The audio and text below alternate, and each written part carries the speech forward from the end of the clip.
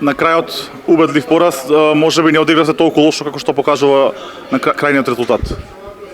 Pa, teško da kažem koliko smo bili dobri i loši. Sigurno je da nismo počeli kako smo htjeli, da nam je falilo malo discipline, malo oštrine. Oni su to od početka odmah iskoristili. Mi smo se možda za koji tren nismo se držali plana i to je samo vodilo u to da su nas oni imali celu utakmicu pod kontrolom. Дали може би онаа клучна серија после 5-5, кога се одлепи Веспрем на 4 голови разлика, доведе до пат на мотивот, на моралот на екипата?